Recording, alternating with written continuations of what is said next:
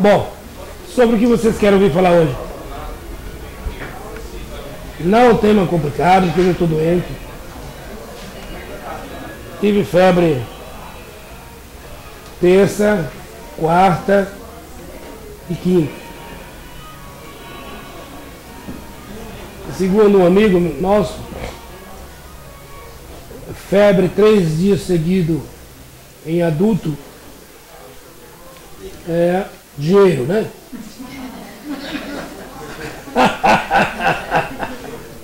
Você está com febre também 3 dias? Então, bicho, divida a parte que chega. Quando chegar primeiro, a gente divide, tá bom?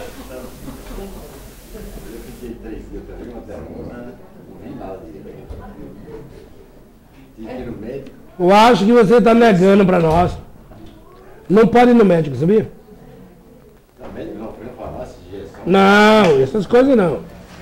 Tem que aguentar, você tem que ir. 3 dias. É o quê? E eu tive uma... Diga, filho. Filipão. Tá lá, meu filho.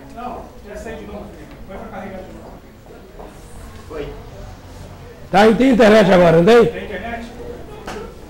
Ô, dona Sônia. Vem cá.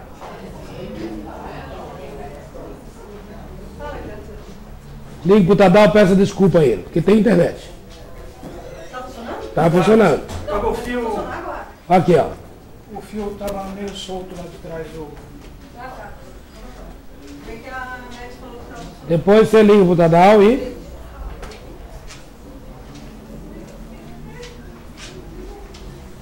Tudo bem, Dilma? O negócio de Brasília tá feio, hein, Dilma? Deixou a turma lá e veio pra aqui hoje? Ver se livra a cara? Hã? Eu acho que enganaram você, Dilma. Enganaram a nossa amiga Dilma.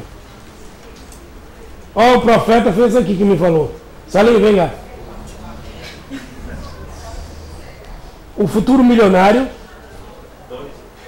Ou esse aqui, o terceiro serei eu. Opa! Aí então vamos ajudar você. Muito obrigado. Ele está 3 dias com febre, esse há 3 dias e eu também. Vão ficar muito ricos. Meninada, acerto aqui, hein? Nós ficarmos milionários, vamos ajudar o Salim. Perfeitamente. Eu sou humilde e aceito.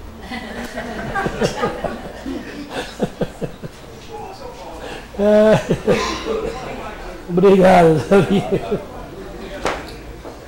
Ele que me falou. O Salim é um profeta que as profecias dele você tem que ver, registrar na hora que ele fecha o olho e olha só com o olho só. Aí as profecias dele são... Estou encarnado. Paulo ia perguntar isso agora. Mas Paulo, pela temperatura, tu não está não. Não, mas é que... Meu Jesus do céu. Vocês estão vendo ele? Então ele está mesmo. Porque se só eu estivesse vendo, tu estava desencarnado. Sem comentário.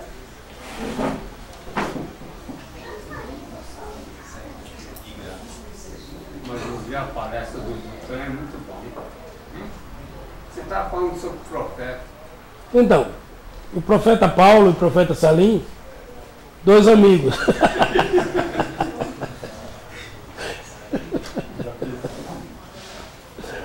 Ai, ai. Mas no final dá tudo certo, não dá? Eu não sei o que você chama de certo, né? É, tem gente que fala que não dá certo, é porque já está pensando negativamente. Tá com quantos anos, Paulo? Você tem criança. Exato. Por que você tem, só tem 70 anos? Não sei. Só você não é possível. Ai. Você quantos anos tem, menina? Tem quanto? 3 anos? Quem é mais velho, você ou o Paulo? O Paulo tem 70, você tem 3. Quem é mais velho? Ele é mais velho, né? Mais velho e mais feio. Você é linda. Ó, o meu amigo aí, ó. Seu Horácio. Tudo bem? Essa semana eu tive muita febre. E é interessante que fazia muito tempo que eu não batia carro. Eu bati carro essa semana. Uma caminhonete que o centro tem lá em Peruíbe. Eu trouxe ela para São Paulo. Me pergunto como é que eu bati, eu não sei. Mas eu estava muito febril, estava delirando de febre. Estava subindo o Eliseu de Almeida e de repente apareceu um caminhão na minha frente, eu arranquei o para-choque do caminhão. Você está poderoso. Eu não, o carro que eu estava que arrancou. Pegar o para-choque de um caminhão é só quem é. Mas aquele caminhão 608, né? Aquele meio caminhão 3/4. Eu fiquei olhando assim, o pneu estourado. Caramba. Mas tudo bem. Vocês não falaram o que vocês querem ouvir falar hoje. Falei da minha doença, falei dos futuros milionários, falei do homem que está lá, mas não está.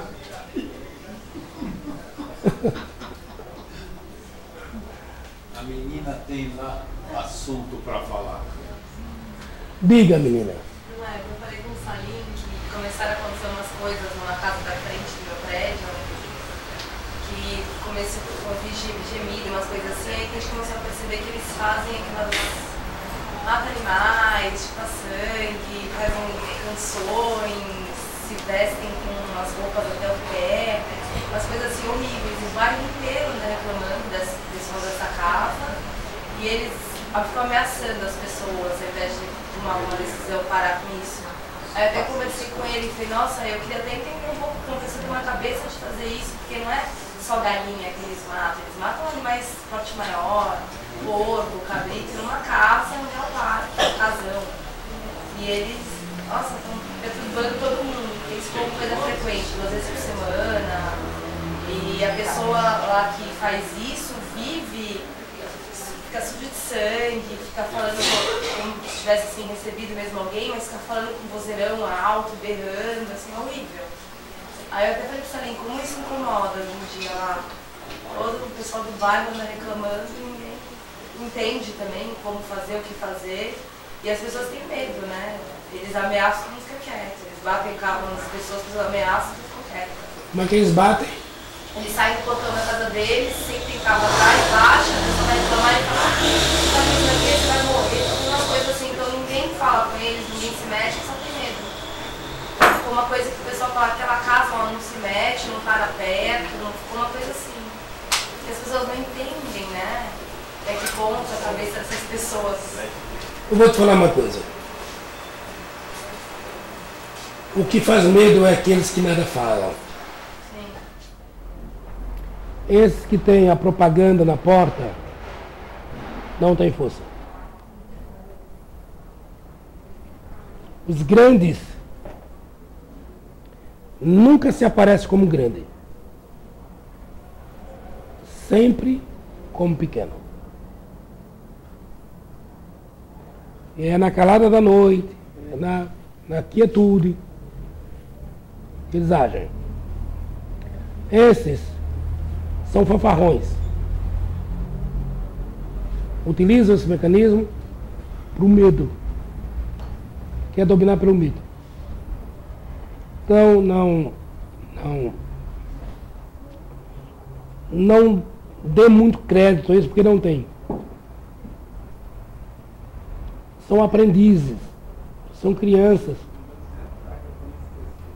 De alguma forma, tentando despertar a atenção.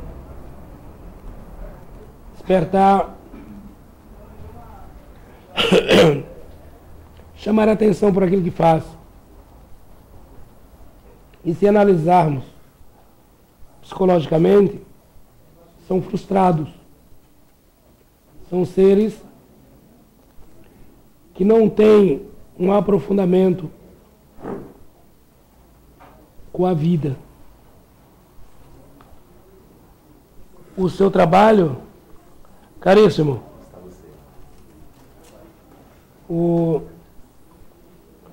nós conhecemos desde as magias candomblé até a quimbanda, umbanda, conheço algumas, porque somos é necessário você conhecer. Mas a melhor atitude, hoje falando com um amigo, ele me disse, nós somos tontos, eu e você, por causa disso e mais. Fiquei pensando, né? Nós não somos tontos. Nossa, quanto tempo não vem aqui. Então, como espírita, eu sou uma besta.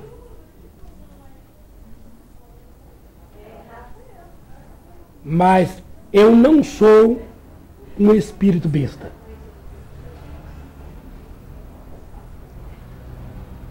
Eu sou um espírita besta, mas não sou um espírito besta. Viu, Lars? Nesse segundo caso, você não acha que é vermelho aqui, ó? Que eu não vou nem utilizar. Eu sei que é difícil a gente confiar, mas acho que tem que confiar em si. Eu não confio em mim, confio em Jesus. Concordo, é isso mesmo. Confio muito em Jesus. Então, minha filha, hoje, os homens, como antigamente, viviam em busca de algo para lhe completar.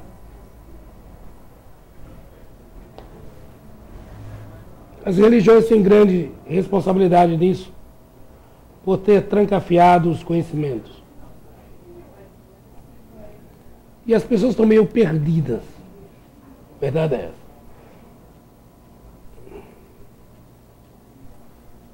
Olá, menina. Se você buscar uma grande nação do mundo, chamado Estados Unidos das Américas, sempre fez tremular a bandeira da democracia.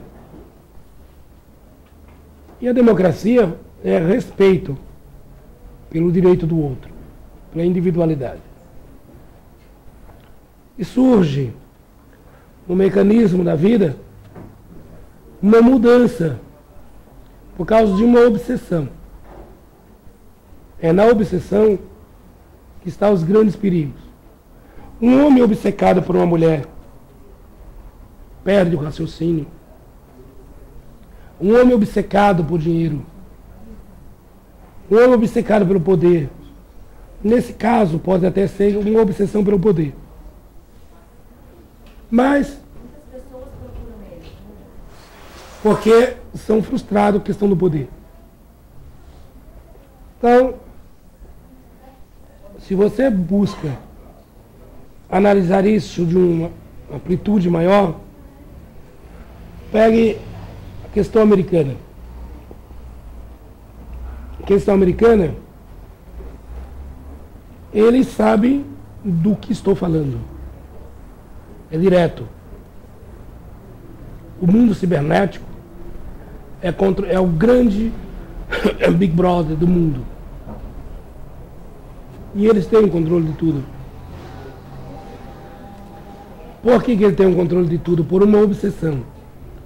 Obsessão do terrorismo. A bandeira que triunfava como democracia, por uma obsessão pelo terrorismo, ele perdeu as qualidades da democracia que passou a desrespeitar o limite do outro, a individualidade. E esse mecanismo todo leva a dois caminhos. Primeiro, que os povos, Japão, Alemanha e outros, passem a construir as suas redes particulares e fechando para que não intervenham. Essa é a primeira atitude que isso vai acontecer. Por uma falta de humildade, por uma obsessão.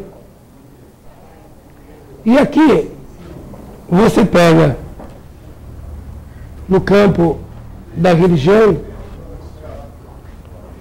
o que se fez desde 1929, acho que é isso, até agora, a última encíclica foi encíclica dizer as leis que regem o Vaticano. São as leis que regem aquele Estado. Rege a igreja. Olha o que acontece. Essa semana houve a leitura da encíclica de Francisco, não foi? Chegaram a ver isso, não? É impossível um Papa tão recentemente ser eleito já ter escrito uma encíclica. Essa encíclica já estava escrito, mas não tinha força moral para publicar. Então retira-se um Papa, guarda ele no castelo, elege outro e faz com que esse promulgue. Então, quando, para talvez o não informado, percebe isso aqui, tudo bem com a senhora? E o esposo? Tá bem, tranquilo. Faz tempo que não vejo. Rafael está ali. Tudo bem, Sr. Soares? Tudo bem, doutor. Tranquilo? Tudo ótimo. Então, as coisas, quando você olha a direção do mundo, você vai observando essas falhas. São naturais. Se você observar a adoração, a busca do poder, o fortalecimento de alguns indivíduos humanos, sempre levando ao sacrifício seres do reino animal, uma das os primeiros livros a santificar isso é a própria Bíblia. Porque tem-se ali todo uma oferenda, sacrifício humano. Sacrifício humano, isso. Sacrifício humano feito por quase todas as nações desenvolvidas. Os maias, os incas, faziam isso. Se você buscar o Egito antigo, tem muita sabedoria nesses termos. As mandalas vêm do Egito, vêm com base da Bíblia. Ora, o que é mandala? É que nós, muitas vezes, desconhecemos. Mas, é a mandala de Salomão, Abraão. Então, quando você vai buscar isso lá atrás, existia um rei que levou o filho para ser dava oferenda. Não teve isso? Como é que chamava esse rei? Abraão, né? E o filho de Abraão, como é que chamava? Isaac. Então, é comum. E fazia oferenda a quem? A Deus. Levou para o monte, deitou o garoto, e a fé era tão grande que ele queria fazer a oferenda a Deus. Ali, os espíritos passaram a tomar uma posição que não mais seria necessário a oferenda do semelhante. Poderia ser transferido essa oferenda para o reino animal. Então, se essas entidades, ou esses médiuns, sacrificam cabrito, ovelha, isso, aquilo mais, estão seguindo aqui algo semelhante a esse rito. Foi Isaac, quando estava prestes a deixar o corpo ser oferecido, surge uma voz, interrompe o sacrifício humano. No Brasil é crime. Em outras partes, existem algumas que até se toleram. Mas no Brasil é crime. E em muitas partes do mundo também. Levando em consideração esta comunicação. Né? Abraão, poupa o teu filho. A oferenda está o cordeiro ao teu lado. Sacrifique. Existem modos de sacrifício? Quer dizer, eu estava vendo que parece que existe um modo que você sacrifica sem que sofra, porque lá eu ouço assim, os bichos berrarem, é muito tempo. Eu não sei se eles deixam sofrendo, ou querem assustar mesmo o bairro. É isso que eu estou falando, assim, eles fazem de um jeito que eu acho que é desnecessário. Assusta mesmo o jeito, porque, sabe, eles berram muito alto, eles deixam o bicho berrando. E as coisas que eles berram, esse sangue, o bicho berrando, a galinha quebra os ossos, a galinha berrando, eles ficam muito tempo nisso. Eles dão muito valor para isso, muito tempo. Levando em consideração os momentos de hoje, só voltando para que eu não perca aqui o link, né? Falar um pouco dos Incas, dos Maias. Os Maias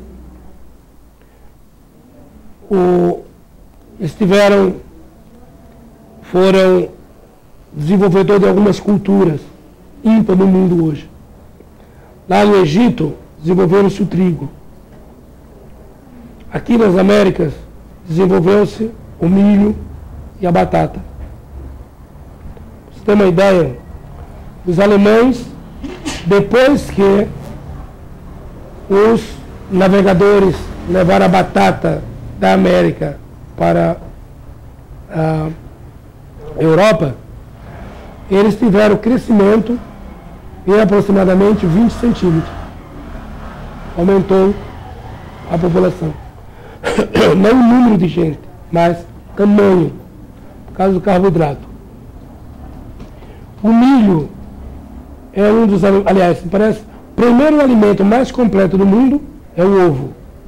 O segundo alimento mais completo do mundo não é o trigo, é o milho. Por isso que alguns dos esforços é levar o milho para todo o planeta. Mas existe uma resistência muito grande onde existe o consumo de trigo. Onde existe o trigo, as duas culturas se chocam. Não se batem. E para desenvolvimento dessa cultura, existiu no início todo um sacrifício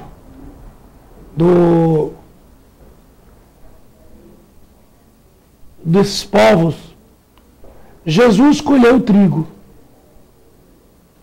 indo para Samaria.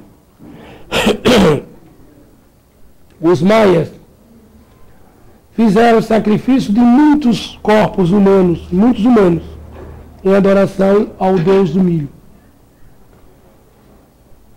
Por volta do ano 850, 830, da era cristã, eu vivi uma encarnação nos maias.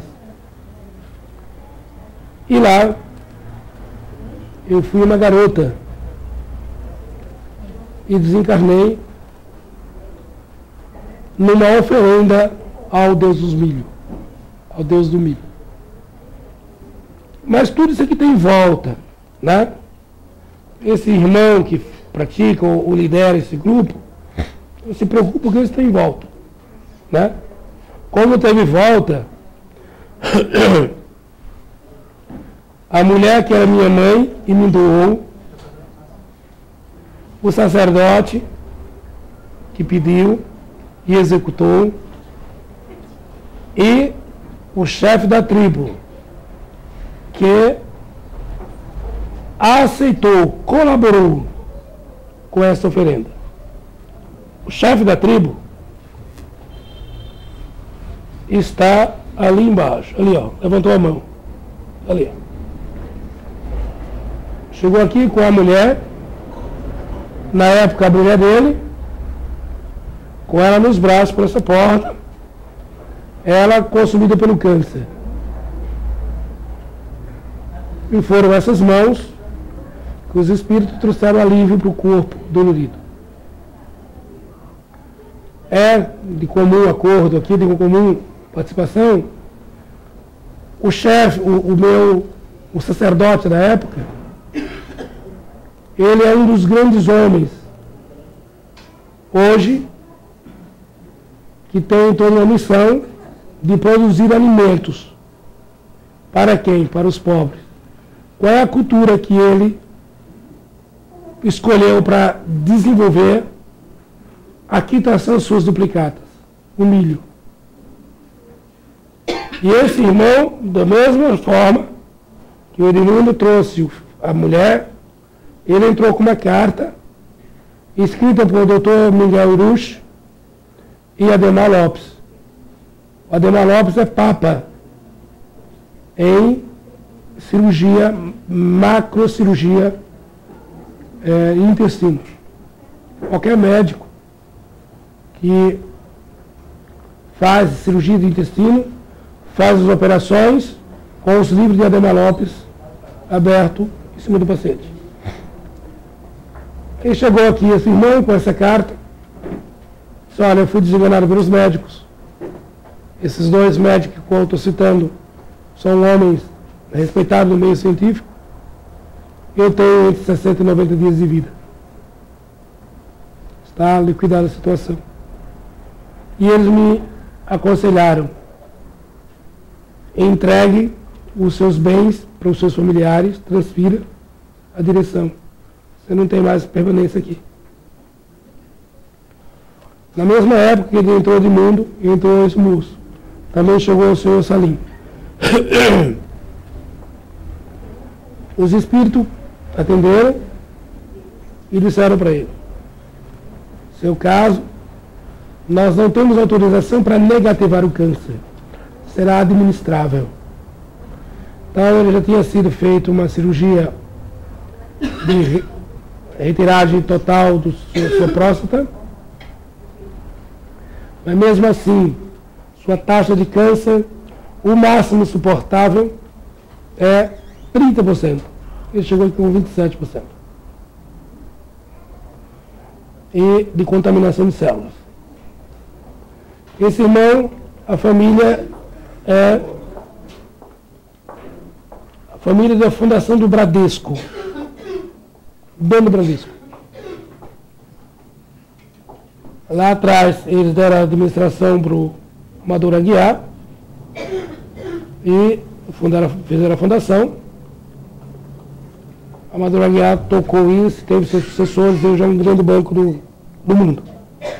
Mas esse irmão paga as suas duplicatas de oferenda a Deus nos grandes sacrifícios dele, mesmo doente, assumindo o compromisso em tocar os maquinários de alimentar o povo nordestino. ele detém 70% do mercado nordestino de milho. Esse cara comanda, saindo de uma cidadezinha chamada Faxinal, no Paraná. Ele é responsável por 80% do faturamento da cidade. 80% dos impostos, os moços que bancam. Hoje talvez não venha aqui, mas a semana passada ele estava aqui. É humilde, simples, conhece muito, muito, muito, muito, muito. Mas olha, quieto. Né? Conheço menina, grandes feiticeiros. Grandes. Mas todos quietos. Conheço gente, mulheres, que ela materializa animais vivos, pedras, dinheiro, joias. Você chega, você entra, simples, humilde, você dá seu nome, ela diz, você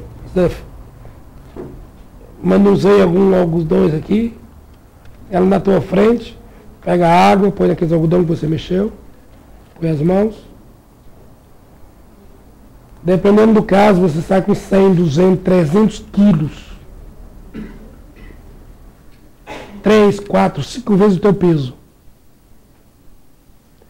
Sem encostar em nada. E você vai ver que os objetos eram a tua roupa íntima que sumiu da tua casa, sumiu da tua empresa, peças da tua empresa, roupas, objeto de tua casa, algo ligado a você, pedras, joias, dinheiro, carteira, malas, cintos, brincos, processos inteiro. Processo. Então, mais essa mulher, quieto. Você souber quem é o espírito que trabalha com ela? Antônio de Pádua. Santo Antônio de Pádua.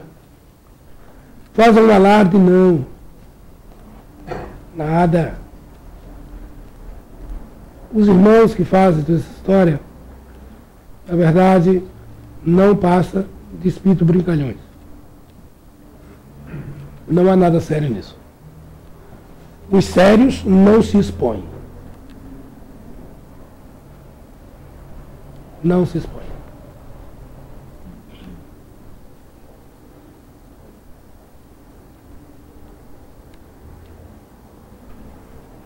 Ficou esclarecido isso aqui? Ficou ou não?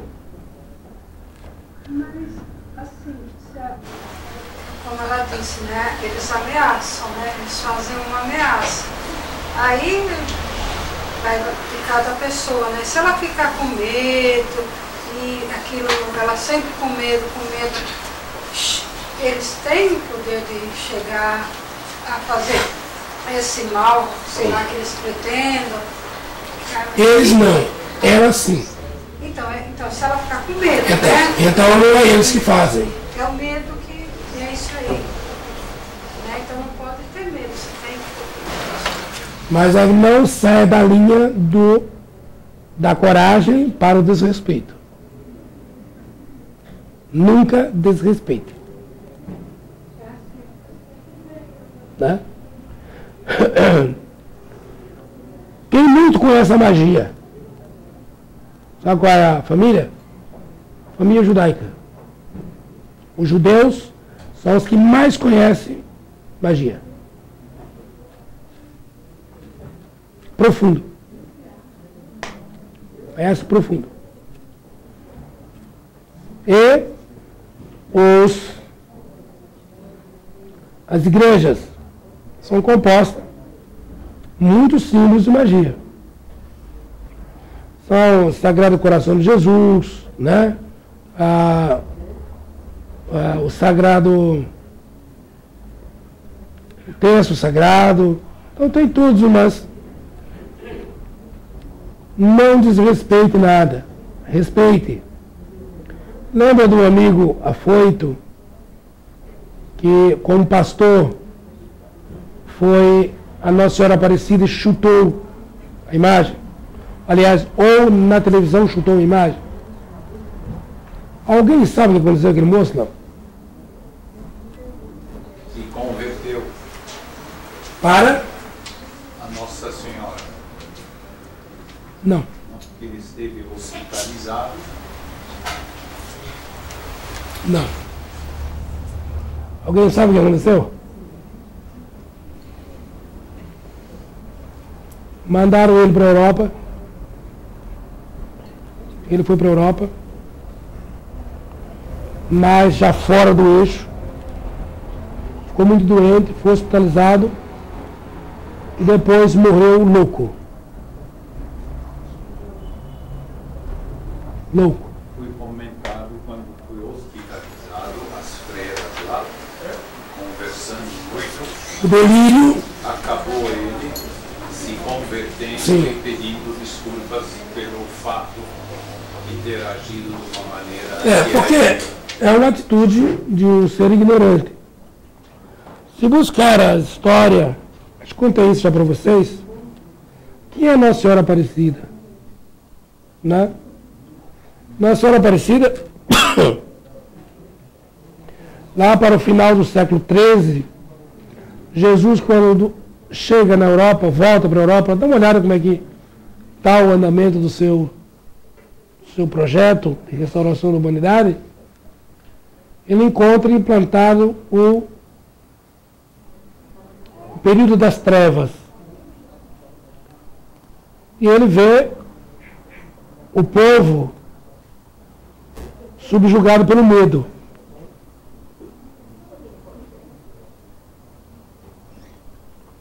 E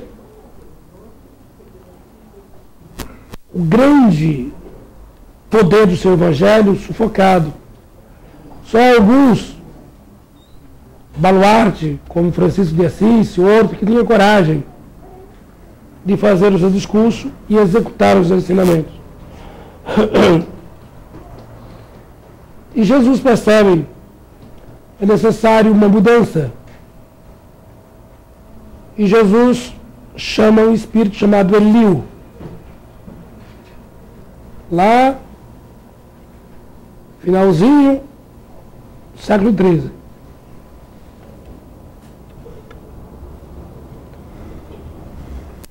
E Jesus disse, preciso que você me leve um pouco mais à esquerda,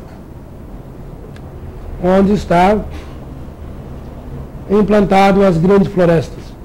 Ele vê desde o norte, centro, existem os índios, onde existe a cultura de oferenda. Ele vê as grandes florestas, as clorofilas extrafísico, banhando o mundo espiritual. Isso me leva mais ao sul. Ele olha, não vai até a Argentina, vai até a Argentina, mas sobe um pouco. Aqui, quero que você ali desenvolva a pátria evangelho celeiro do mundo. Senhor, como é que eu vou fazer isso? Eu vou te dar autorização para a implantação das ordens.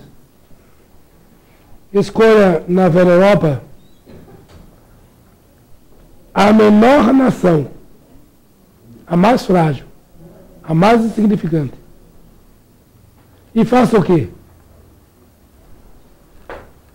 Chame os meus amigos, que muito palestramos na margem do Mar Morto.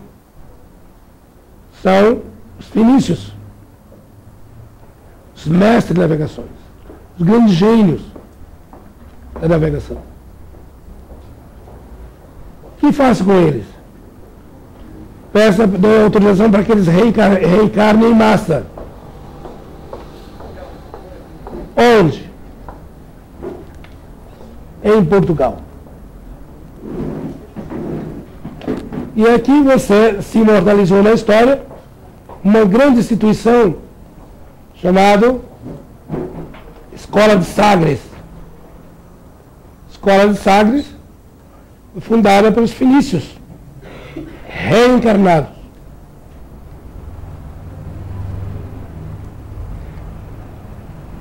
E as lutas, os desbravamentos, surgem. Até no século XV, começa a surgir esse link entre Elio, o governador extrafísico, com o Elio simbolizado. E é no Rio Paraíba, acho que anos 640 ou 600 e alguma coisa, os pescadores, simbolizando a colônia dos pescadores, à margem do Mar Morto e vizinho do Palácio de Massada, onde veio a ordem para degolar abaixo de 3 anos todas as crianças, veio do Palácio de Massada. Simbolizando os pescadores, é no Rio Paraíba que surge aquela imagem.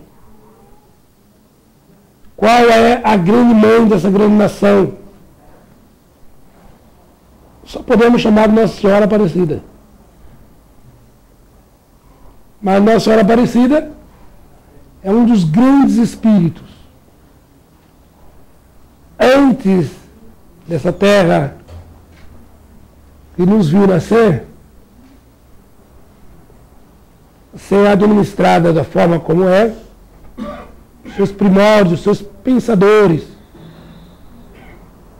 antes de colocar o GPS de determinação, né, de marcação, foi essa mente, sob a orientação de Jesus, que fez. Como que um ser desta magnitude pode ser vulgarmente chamado, né, desrespeitosamente e chutado, né? Todo exagero merece correção. Uma atitude dessa só leva a crer que é um ser racionalmente doente ou despreparado emocionalmente. Se buscarmos os primórdios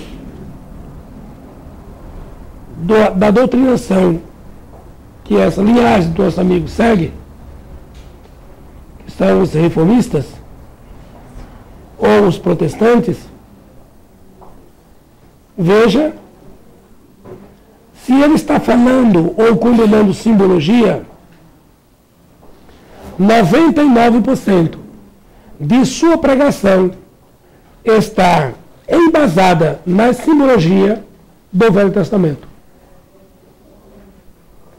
Porque se ele fosse viver o Novo Testamento, o Novo Testamento não autoriza em uma vírgula a cobrança de 1 centavo de trabalho de ninguém.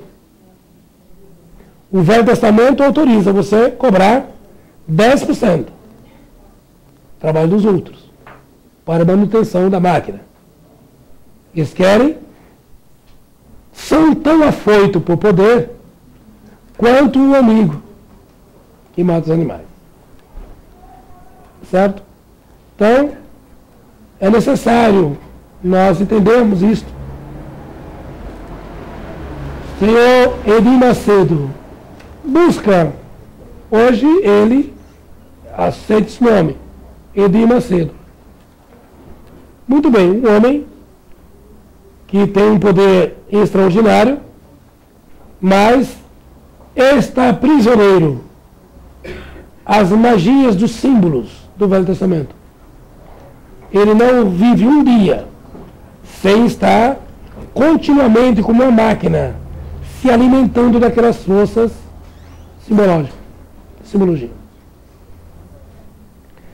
E busque o Dr. Edir Macedo na página anterior. Você vai encontrar esse homem na personalidade de Gregório VI. Quem foi Gregório VI? Um dos papas. Veja a história de Gregório VI. Vá ver a história. Então o poder lá de trás, que muito deturpou, voltou e continua deturpando. Continua deturpando. Faz o seu trabalho? Faz. Com que entendimento? Não é do Novo Testamento.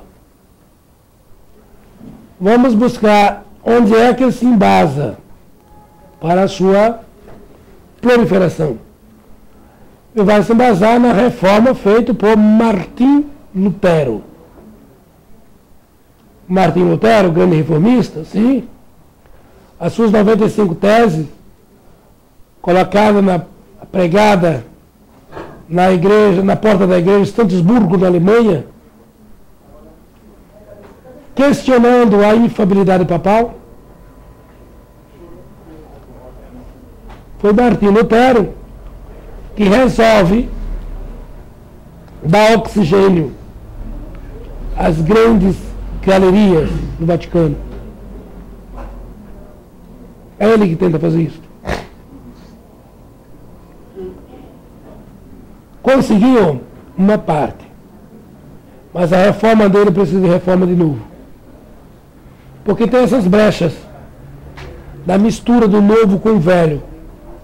E Jesus elimina por completo a tradição do Velho Testamento. Quando ele faz isso?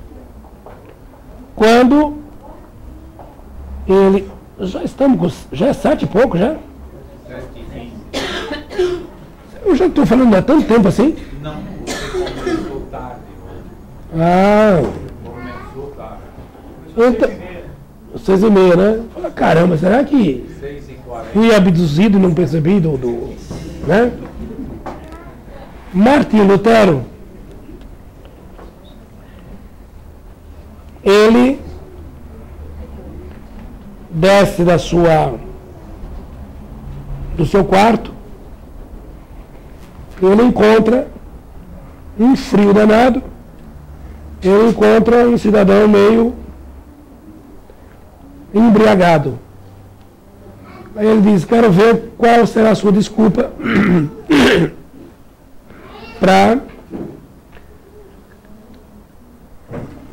quando você fosse confessar na minha igreja. Estado natural do ébrio de falar o que pensa, sem saber com quem está falando, sem medir a autoridade. E ele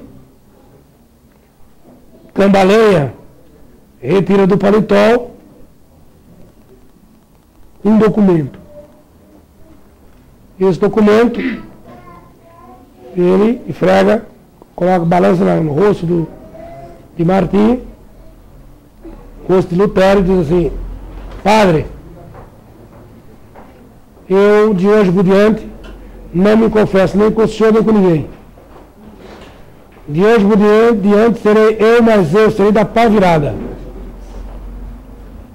Lutero disse, quem deu tamanha autoridade a esse homem? O que aconteceu? Ele disse, está aqui, padre. Retirou o documento. Aqui está as autorizações para que eu entre direto no céu. São as santas indulgências. Esse foi o ponto, o diálogo de Martim Lutero com um bêbado. É nesse momento em que Martim Lutero resolve, acompanhado por outro ex-bêbado, um bêbado entende outro, né? Ex-bêbado não é mais bêbado, mas bêbado que foi filho de alcoólatra, né? Um homem altamente depressivo, filho de Santa Mônica, Santo Agostinho. Santo Agostinho servindo como guia, como mentor de Lutero na Reforma, com a sua alta capacidade de discurso e de conhecimento, como ele foi copista. Eu estive na igreja de Santo Agostinho, em Belém.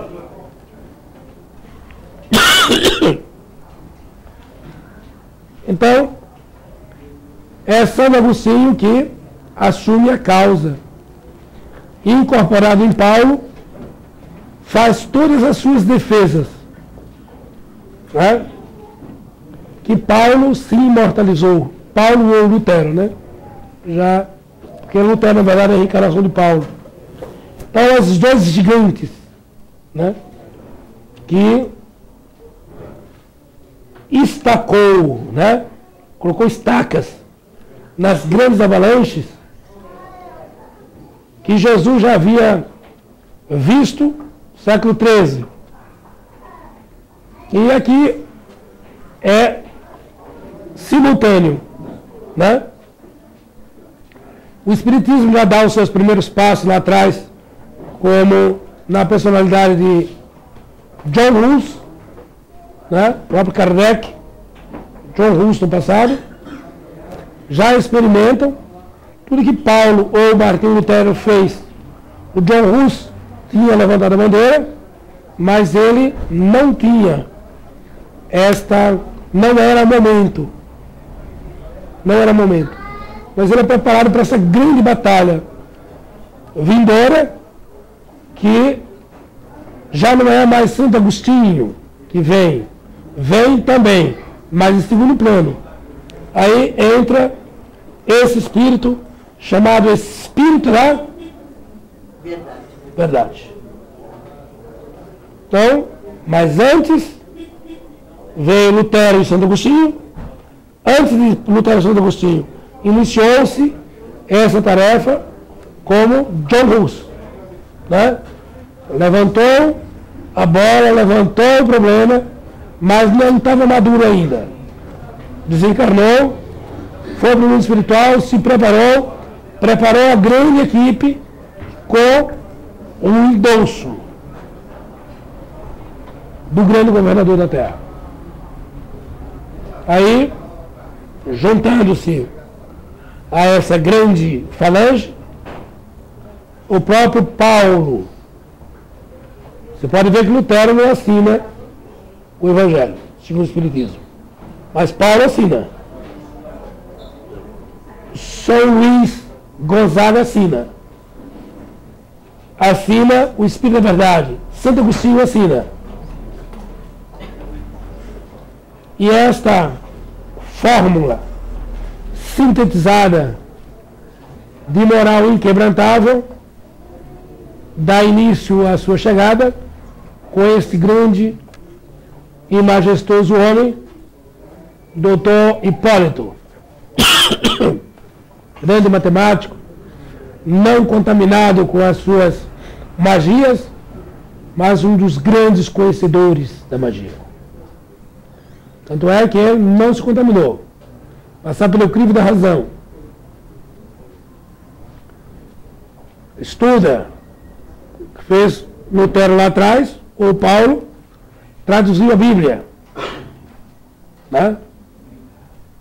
Paulo tem muita autoridade. A palavra, o nome Deus, foi criado por Paulo. Todos vocês que gritam, meu Deus, meu Deus, meu Deus, não existia isso. Surgiu quando Paulo faz a sua pregação na Grécia. Vai falar no Olimpo. E Deus em grego como chama? Zeus. É isso? Zeus. Só que Paulo ia falar para os gregos? Não, né? Falava para quem? Para os romanos. A base base da língua romana qual que é? Latim. Então Deus, em latim, para os gregos, Zeus.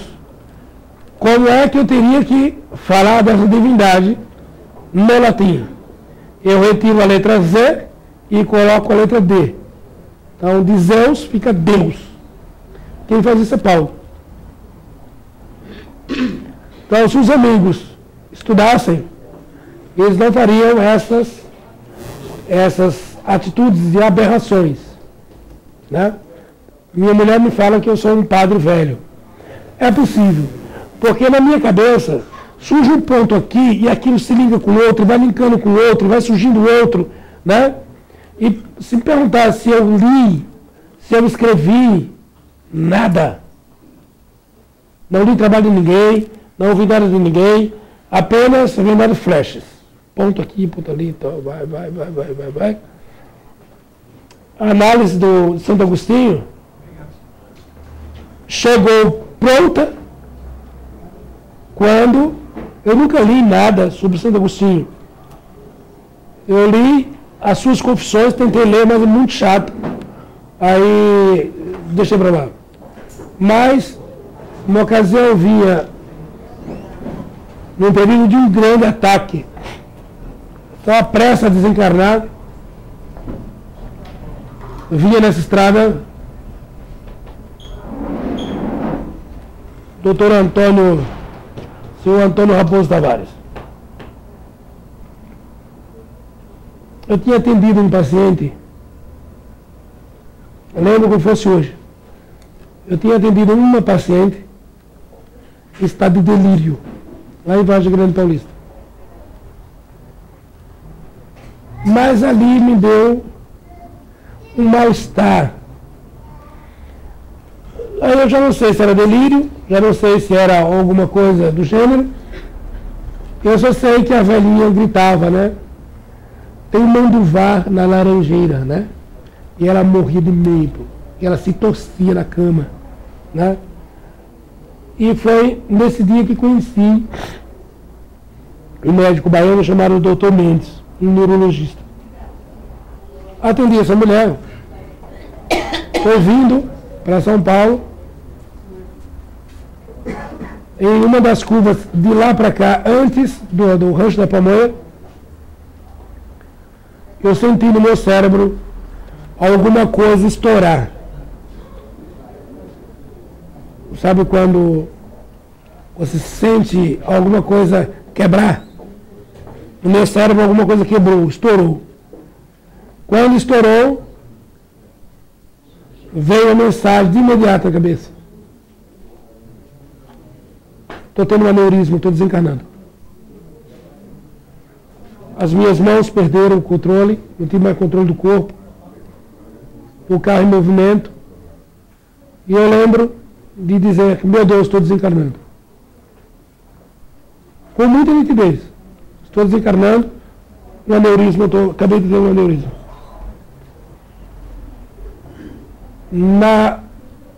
Antes do carro perder o seu controle, vejo essa entidade Santo Agostinho em cima do capô do meu carro, com a mão na minha cabeça, dizendo, não é hora ainda. Volta. Eu retomei o controle do corpo. Foi um dos momentos mais marcantes da vida.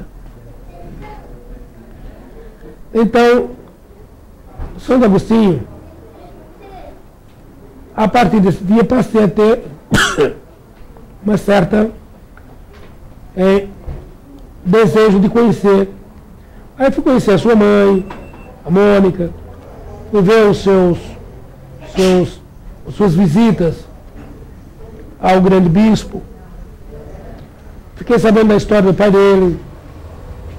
Quando eu fiz faculdade, foi na época da faculdade que veio as histórias de Santo Agostinho com mais nitidez. Porque comecei a linkar o fato de Santo Agostinho ser um homem sensualizado, frequentadores dos bordéis, esse é o grande problema de Santo Agostinho.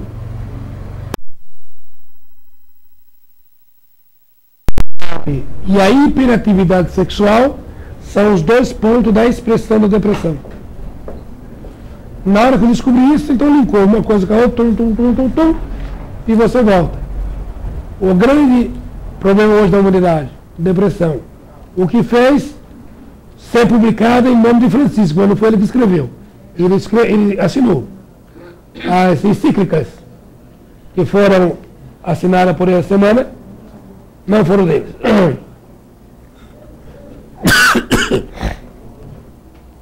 Foram do Ratzinger. Estava escrito, mas ele não tinha força moral para publicar.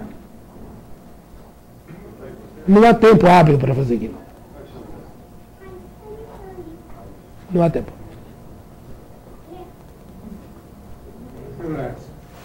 Hoje está faz um tempo agora, fazendo 50 anos sofrendo.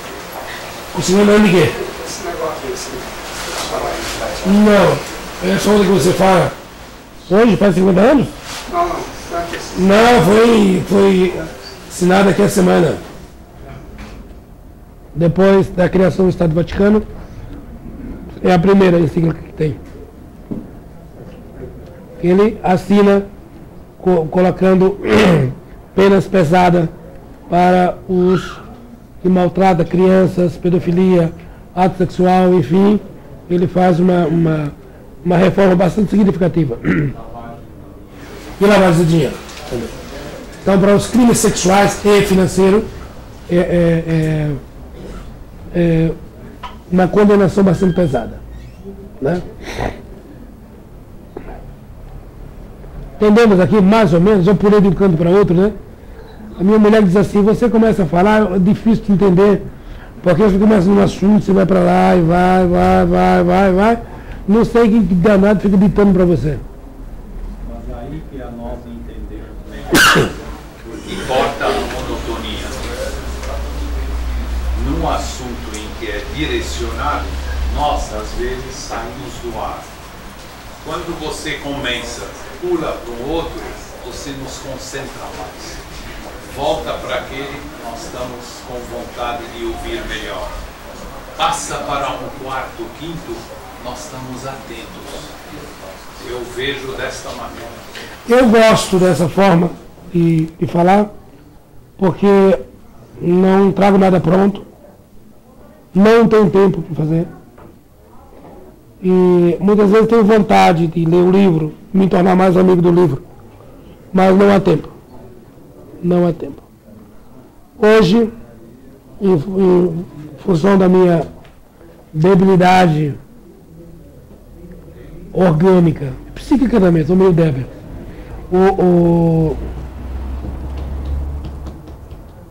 não me faltou vontade de dizer para o Espírito, hoje eu não vou, né? Hoje eu estou doente, não vou. Você sabe que da maneira que você faz, se você for analisar bem, o resultado é aquilo que você está querendo realmente falar. Então hoje um amigo me telefonou e pela voz, eu lhe conheço, assim assado, tá? Ele é muito. Ele é fantástico, um grande amigo que nós temos. E ele diz assim, você já melhorou, mas não está bom. Você não vai hoje. Eu pensei com ele, para mim, né? Você leu meu pensamento, minha vontade é realmente não ir. Mas eu conheço o Adolfo. Uma ocasião, eu disse para ele, doutor, hoje eu estou muito mal, eu não vou para o centro. Por qual razão? Eu estou mal. E eu quis impactar. Eu disse para ele, você veja, eu estou 80% morto, né? Adolfo disse assim, então vamos direto para o centro, porque eu estou 100% morto, estou bonzinho.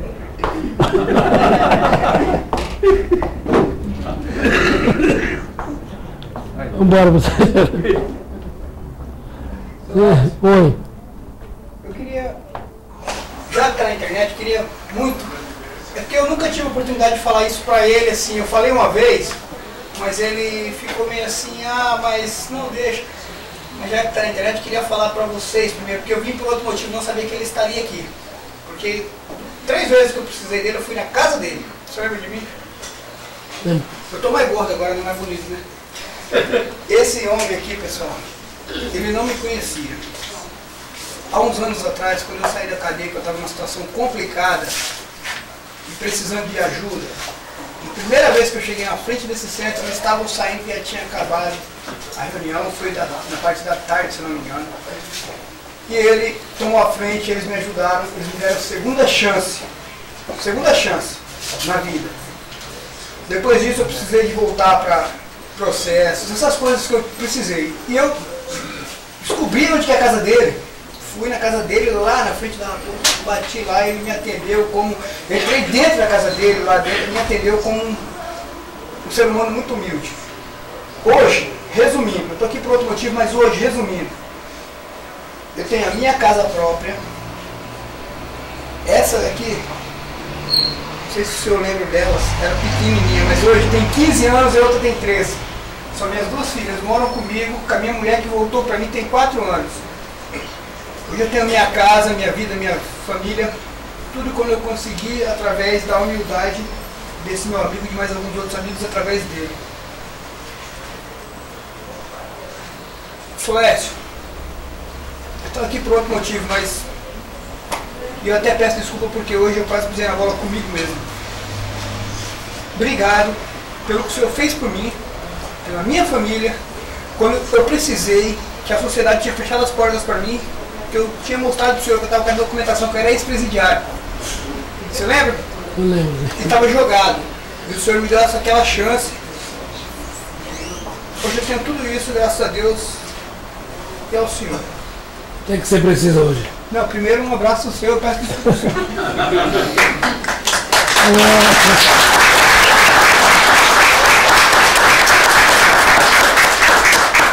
Desculpa, pessoal.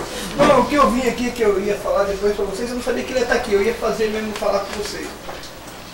Eu hoje pisei na bola comigo mesmo, por quê? Eu tô aqui desde o dia 19, eu deveria ter vindo, eu podia ter vindo na casa dele, que eu sei onde é a casa dele e tudo, mas eu não quis porque eu me sentia assim, poxa pessoal, poxa, ele sempre fez tudo por mim, eu não vou lá de novo não, eu vou tentar nos órgãos públicos. Eu agora moro em Rio Verde, Goiás, eu saí do Rio de Janeiro, porque eu era no Rio de Janeiro, lembra, né? Saí do Rio de Janeiro, levei minha família toda para o Rio Verde, Goiás, tenho minha casa própria. Não era uma casa, era um barraco, mas como foi levado numa inundação, aí a prefeitura deu uma casa pra gente. E eu vim para pegar a certidão de objeto IPEC, certidão negativa aqui da Justiça, para vir trabalhar na área da Perdigão fechada. Só que eu cheguei a receber uma notícia boa, que a minha certidão não precisa ser emitida porque foi arquivada no dia 25/12/2012, eu não sabia disso. Tá tudo bem, a notícia ruim, pessoal, é que eu não tenho como voltar para casa. Desde dia 19 eu estava dormindo na rua para lá e para cá, e no albergue. E de ontem para hoje eu não vou mentir a vocês.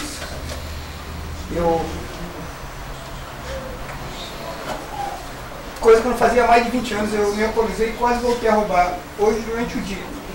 Aí, graças a Deus, eu parei agora à tarde, né, e pensei, olhei para e pensei, hoje é sexta-feira, hoje tem um centro lá, eu vou atrás daquele pessoal.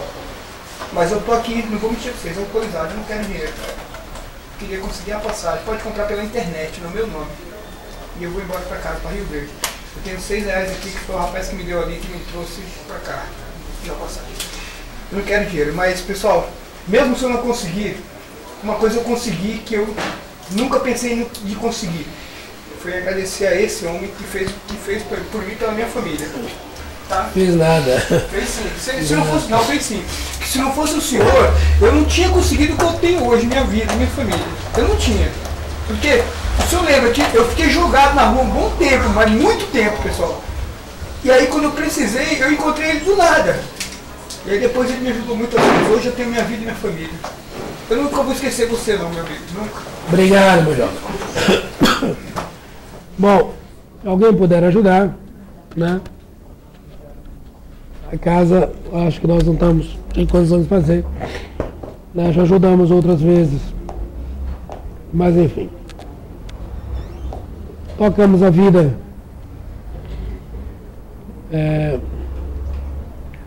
Esperando sempre que Jesus nos abençoe. Como é que Jesus deve nos abençoar, né? Servindo. Essa é a melhor forma que Jesus tem de nos abençoar. Apenas servindo. Se você serve, você contrata os melhores advogados em suas defesas, em qualquer tribunal que você vá, da tua consciência.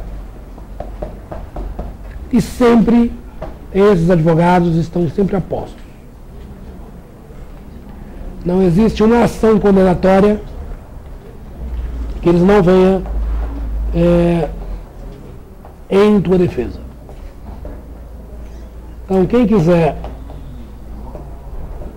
se livrar das prisões ou das condenações, aprenda a grande lição de Jesus, servindo.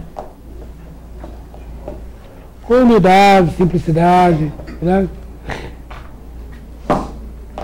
Tirando o pé do acelerador, né? Certo? Então, quando a gente fala para muita gente, se alguém me perguntar, lá, você tem algum inimigo? Eu não tenho. Eu não sou inimigo de ninguém. Existem pessoas que não gostam de mim? É possível. Não é sério. É possível. Mas eu não posso ter, né? Eu não posso ter. Não posso ter.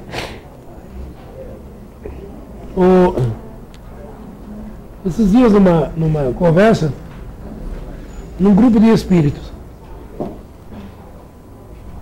e um espírito me acusava de ladrão, outro me acusava disso, me acusava daquilo. E eu quieto sem reação, ouvindo. Aí um espírito disse assim, não faz isso com ele, veja como ele é bonzinho. Aí o outro disse assim, não é bonzinho nada, né? Ele não é um ato de bondade aqui não. Aí puxou a minha ficha, né? Esse cara fez isso, fez assim, fez assim, fez assim. Doutor Márcio, tranquilo? Bom, em resumo, me disse o espírito, você é um espírita, é uma besta como espírita. Eu achei interessante, né? Um espírito me chamar de espírita besta. Mas ao mesmo tempo ele disse assim, você é um espírita besta, mas não é um espírito besta. Aí eu disse, quando é que esse cara, né? E se dissolveu, né? Pela minha paciência, suportar, né? Se eu tivesse reagido ali, eu sobrava no pó. No pó. Então, como espírita, caríssimo Ferrari, tudo em paz aí? Grande mago. Então, ele me dizia, né? Como espírita, você é uma besta. Mas como espírito, você não é besta. Então, como espírito, você faz a leitura. Como deve se comportar. Uma ocasião, Chico Xavier estava indo para os trabalhos do centro, em Uberaba. E encontrou, no caminho, indo até o centro, ele encontrou um mal súbito, aquele que você perde, né? E esse mal súbito levou o Chico a um desmaio e uma fragilidade orgânica e energética que deixou ele em estado de penúria. Nisso ele foi cercado por uma falange.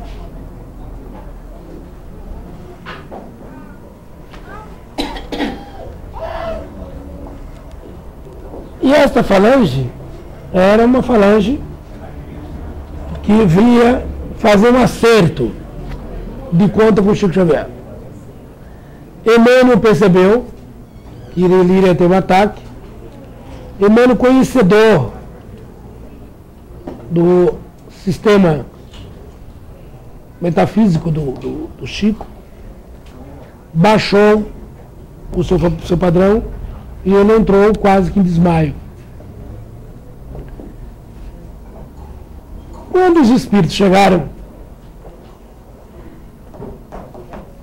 o que aconteceu? Os espíritos, o chefe dos espíritos, seu Francisco Cândido Xavier, você hoje dá uma de bonzinho aqui nesses lados das Minas Gerais. Mas no século XIII, você era uma peste. Você me deveu muito. Levou quase uma loucura. E hoje foi o dia que eu tive autorização para vir cobrar a duplicata. Mas eu acho que outros cobradores se anteciparam a mim e já fizeram o serviço. E saiu feliz da vida o estado de miséria em que está o Chico. Passando a falange, já em estado de segurança, Emmanuel reaquece o Chico. Aplica lá uma injeção de adrenalina. O Chico volta. Diz, Emmanuel, você não viu, né? Que eu desmaiei, que eu tive isso, aquilo mais. Vi, Chico. E por que você não me socorreu? Aí Emmanuel tem que contar a história pro Chico, né? Que ele que fez aquilo. Essa semana, me sentindo fragilizado, acho que quarta-feira, falei para minha esposa, eu vou tomar banho. Quando eu entrei no banheiro, eu senti um mal tão estranho que não era o corpo físico que tremia, era interno. Do nada, surge da janela do banheiro algo estranho que eu perco as forças. Não deu tempo de tomar banho, né? Não tinha como falar. Perdi as forças e fui para a cama. E na cama parece que você não tem forças. O corpo treme, o corpo ele está jogado, está subordinado a outras forças. E aquilo vai amenizando. Aí você dá vazão a toda a energia de gripe, né? Febre, um estado orgânico. Quando o Salim falou dos homens ou dos adultos que têm febre por 3 dias, claro que isso aqui é uma anedota da parte dele, mas tem um fundo de verdade, né? Porque a febre faz com que você queime os seus miasmas internos. Queime os seus miasmas internos. Então ele tem um fundo de verdade no que ele está falando. Certo, meninada? 1 milhão de felicidade para vocês, muita paz. Depois de algumas broncas, voltou a funcionar a internet, né? Vieram me dar desculpa, porque isso, aquilo mais. E não tem desculpa. Tá errado, se vira. Tem 2 coisas na vida que a gente não... Tem 2 coisas que os espíritos ensinaram a tomar muito cuidado. Nunca dizer não posso e nunca falar não sei. Se você não sabe, cara, que vira aprender. Se você não pode, se esforce e encontre poder para isso. O que você tem direito de fazer, não quero. Não posso, não sei, é para pequenos. Não posso, não sei, só pequeno fala. Os que se apraz ser pequenos. O Walter me chamou e disse, lá, o banco, a conta do centro está baixíssimo, o saldo. Tenho muitas despesas. Parei a obra de Piruíba essa semana, porque não dá para continuar tocando tudo e com o saldo baixíssimo. Walter, o que eu vou fazer? Então me diz ele, você não esqueça da campanha de Natal. Mas você está dizendo que não tem saldo. E eu não mando fazer campanha de Natal? Eu disse, você só pode se livrar de uma dívida fazendo outra.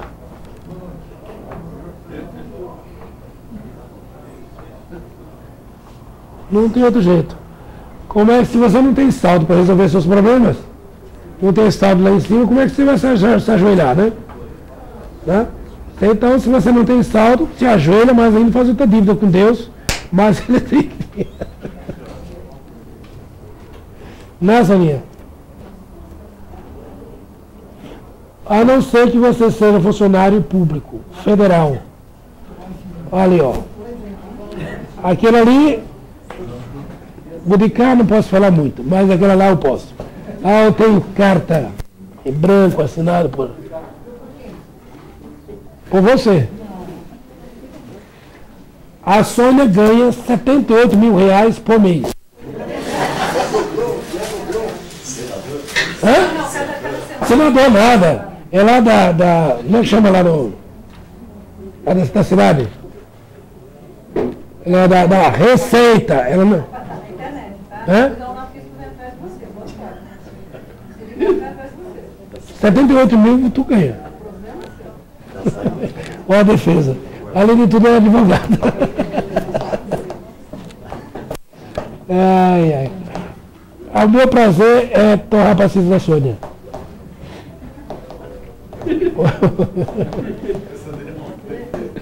É?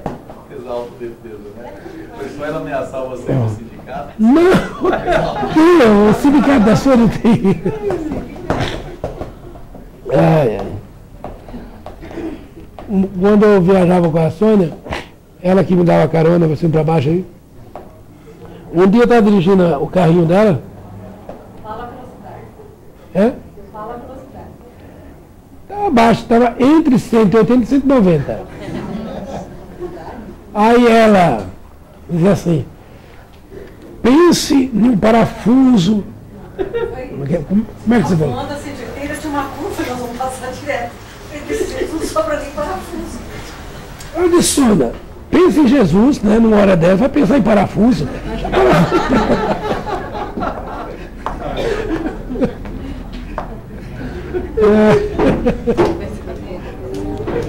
Pensa em diabo parafuso. Pensa em Jesus, né? Doutor Márcio, quanto que a Sônia ganha, Márcio? 78 mais a GEF. O que é Jeff? Gratificação de função. Ah, tu tá por dentro, hein, nego? Aposentado por dentro de casa no função. Mas, Mentira. Muito mesmo.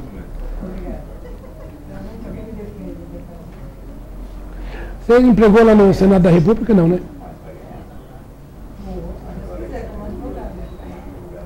Hã? Você é advogado de quem? Enquanto se você entrar no montão, Doutor Plínio, ele tá ali. Tudo bem, Plínio?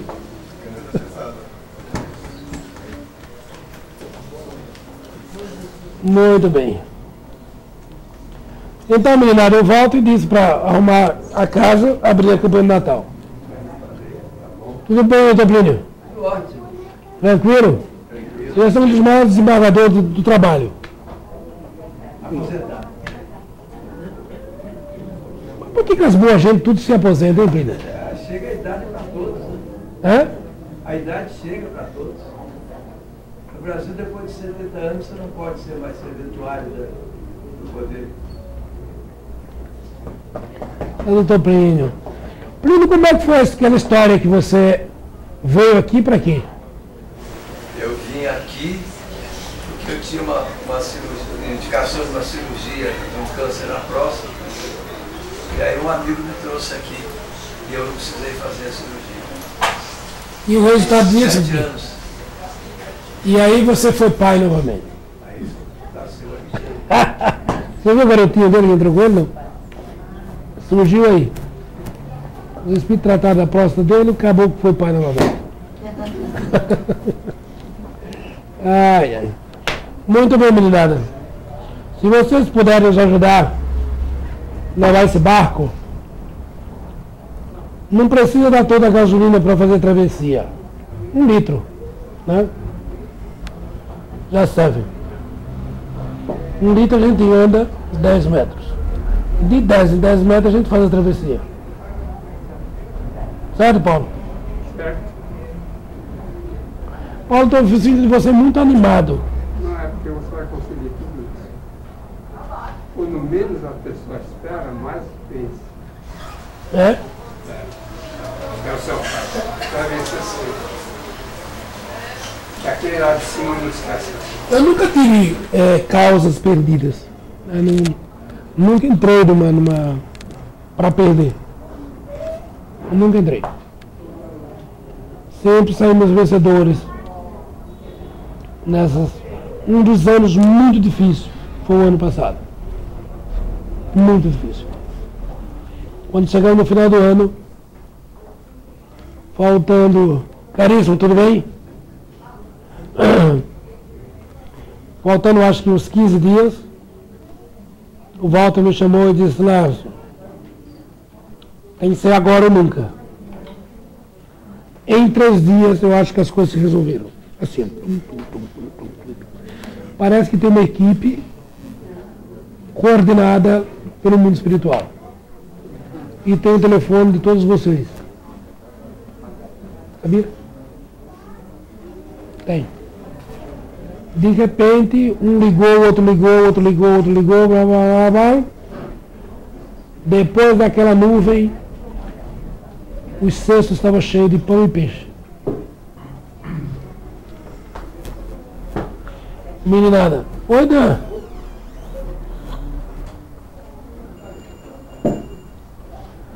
Então vamos pedir ao mestre amigo que nos abençoe essa casa. Abençoe os dirigentes dessa grande nação. Abençoe os nossos governantes, os nossos ministros. Esta irmã, nossa irmã Dilma, que ela consiga ter noite de sono reparador, que possa ter ânimo para enfrentar tamanhas batalhas. Os dirigentes do judiciário, executivo, legislativo, possam ter discernimento para caminhar esse povo. Paulo de Tarso fala: as grandes falanges do mal que tenta abalar o ânimo dos bons homens, e o remédio para permanecermos e sentinela é a oração e o cuidado constante com o nosso irmão que está ao nosso lado. Não nos vergonhemos de dizer que estamos feridos. Não desejamos ser o super-homem. Vai dizer que está dolorido, que está ferido. Porque outras mentes disparam um pedido para o alto, solicitando bálsamo para as nossas feridas. E nesses momentos de dor, que muitos necessitam da nossa ajuda, vamos ajudar, sem esquecer dos feridos que também estão ao nosso lado. Rogando a Maria, nossa doce e meiga mãe, que supre os nossos corações de amor na dose necessária e exata. Rogamos a Pedro, a Tiago, João, Felipe, André, Mateus, Lucas, que nos abençoe. Rogamos ao grande irmão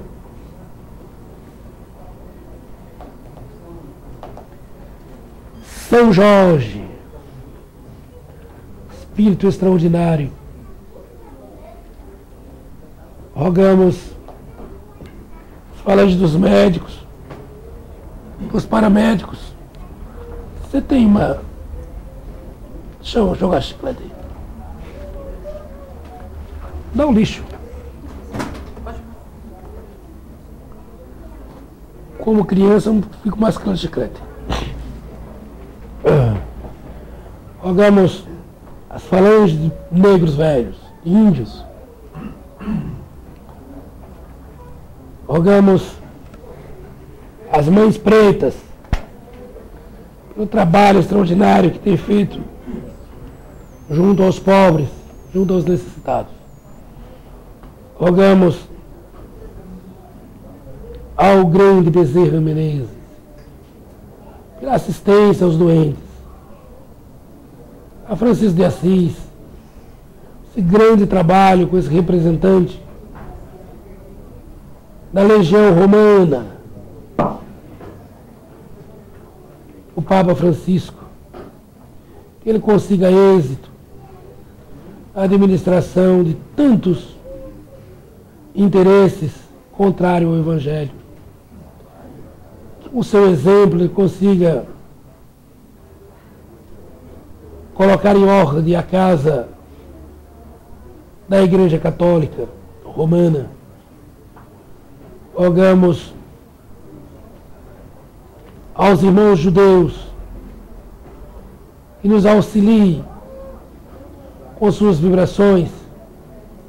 Rogamos aos irmãos muçulmanos, tanta força distribui nas atividades que lhes são doadas. Rogamos aos irmãos asiáticos, coordenado por Buda, que nos auxilie nesses momentos de tamanha tempestade. Rogamos por todas as crianças, por todos os velhos, por todos os doentes, todas as viúvas, todos os famintos. Rogamos pelos nossos mentores em particulares. Dr. Adolfo, Dr. William, Frank Rodensberg, Alta de Souza, Mãe Preta, Mãe Maria, Irmã Dulce. Rogamos por todos os espíritos coadjuvantes. Rogamos pelos mentores dos nossos irmãos aqui presentes, pelos seus guias e pelos seus antepassados. Que os irmãos lhe fortaleçam, lhe amparem e tragam palavras de carinho, de conforto, que animam os vossos corações, amenize as dores, estabeleça a ordem orgânica. Rogamos aos irmãos médicos que nos doem as dosagens corretas de medicação correta. E assim, Jesus, nesta noite, esse grande banquete da espiritualidade maior, nos entregamos em Teu nome, nos entregamos em Teus braços. Sê conosco, amigo, hoje e sempre. Abre as portas da libertação. Livra-nos, Jesus, de todas as garras da maldade. Nos faça calar antes de retrucar qualquer ofensa recebida. Dá-nos, Mestre, o carinho das falanges que te servem. Nos fortaleça, amigo, para que possamos lutar contra as forças da maldade que tentam conturbar o mundo. Deus, nosso Pai, que sois todo poder e bondade, nos fortaleça e nos auxilie para que possamos lutar contra as forças das trevas que tentam dominar o mundo. Irmãos em Jesus, irmãos da grande causa, nos auxilie e nos fortaleça para que possamos produzir luz, fazendo frente à grande força da escuridão que tenta desanimar os homens.